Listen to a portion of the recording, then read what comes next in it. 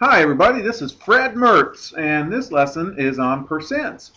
If you get a chance, take a look at the first percents video that we put out, and that'll really help explain this one, but you'll probably get through by watching this one. This is just some more examples here. All right, remember from the first video, percents can be set up as a fraction, and so here's a fraction equals a fraction. Sorry, can be set up as a proportion, and a proportion is when a fraction equals a fraction, and you can do this cross multiplication math procedure and solve for some unknowns. And so on percent problems, what I always do first is put the number 100 right over here in the bottom right, and then the second thing I do is put the percent right here, and then I always look for the word of, and then what's right after the word of, that's what goes over here. And then the fourth thing is the leftover piece, and that's usually either before or after the word is. And then once you do that, then you can cross multiply and solve for your unknown. So here's an example, a couple of examples. 24% of 500 is what number? Okay, so I'm going to go ahead and set up a fraction equals a fraction. Okay, the first thing I'm going to do is put 100 right there. So let's go ahead and put 100 right there. Okay, second thing I'm going to do is look for the percent. So here it says 24%, so that's going to go right here in this spot right here. Okay, third thing I do is look for the word of, and then what is right after the word of? This says of, right after that is 500, so 500 is going to go here. So then my leftover is the x, because it says is what number, so this must be my x. This is my unknown, so x is going to go right there. Okay, and then go ahead and cross multiply. So when you cross multiply, here I get 100x equals 500 times 24.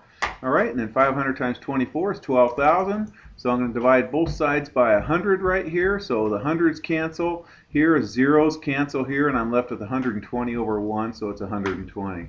Okay, I'm going to assume you guys have calculators, so we can skip all that, canceling and stuff on that, and then we can just multiply. Okay, let's try another one. So 4 is 20% of what number? So again, fraction equals fraction. 100 is always going to go right here.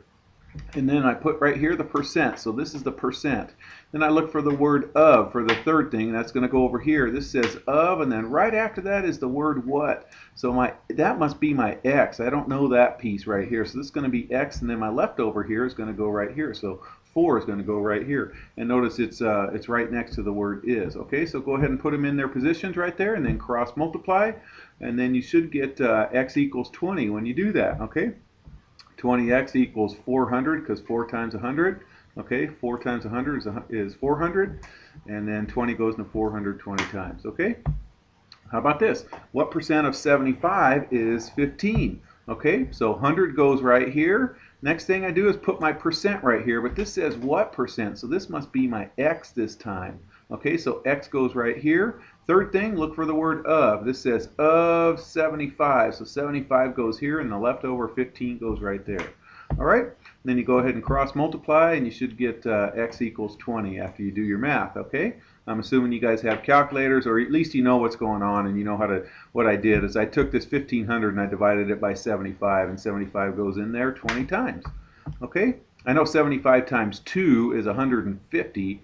So 75 times 20 is going to add that extra 0 there, so 20 times, okay, if you don't have a calculator. All right, percent increase or decrease, we use this fraction, and I taught this in the first lesson also. The fraction is the change divided by the original number. So how much did the two numbers change? And then you divide it by the original number or the starting number, if you want to think of it as the starting number, okay? And then move the decimal after you get this, and you punch it in the calculator, top divided by bottom. Numerator divided by denominator, punch it in your calculator, and then move the decimal over 2 places to the right. That'll tell me my percent increase or decrease. Okay, so here's what I said over there. Let's find each right here. All right, so here Jill bought a car for $12,000. A year later it was worth $9,000. What was the percent decrease in the value? All right, so what I'm going to do is find the change. How much did it change from 12,000 to 9,000? And that's a subtraction, so it's 3,000. It changed to $3,000. And then what was the starting number? The starting number is always the beginning number. The original number is the 12,000. So I'm going to do change over the original number, so 3,000 over 12,000. And when you punch that in the calculator, and actually look, you guys, these zeros cancel, these zeros, all the zeros cancel. 3 over 12 reduces to 1/4. 1/4, and 1/4 is 25%. Okay, or 0.25, you guys, which is 25%. Okay, move the decimal over 2 places to the right after you get your decimal. Okay, if you have a calculator, you just take 3,000 divided by 120. I'm sorry, 12,000. Sorry. And it'll give you a 0.25, and then move the decimal over 2 places to the right, and it's 25%. Okay, you invest $400 in a certain account. After 1 year, it's worth $450. What was the percent increase? Okay, so we got to do change. So how much did they change from 400 to 450? It changed by 50, and it's always at the beginning number. The original number is, so this one's going to be the 400. So it's going to be 50 over 400. Whoops, I don't think I finished this, you guys. So if we go 50 over 400 right there, I'm just remembering, I just built this lesson right here. 50 divided by 400, and oh, I did too. You get 0.125. I remember doing that. And then moving the decimal over 2 places to the right, you get 12.5%. Okay? All right. Let's see.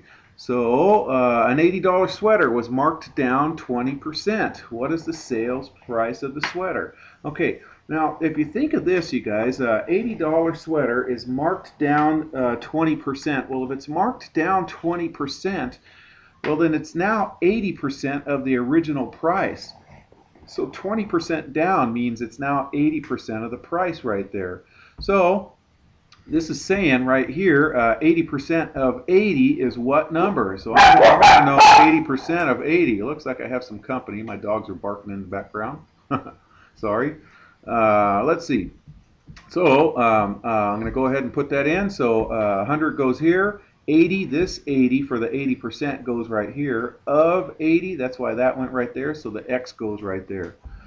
Alrighty, and then go ahead and cross multiply, and you should get 64 on that guy. Okay, the trick was, though, is to recognize that 20% down means it's now 80%. So 20% off of prices means it's going to be 80% of the original price. Okay, Andy was given a 32% discount on the new stereo.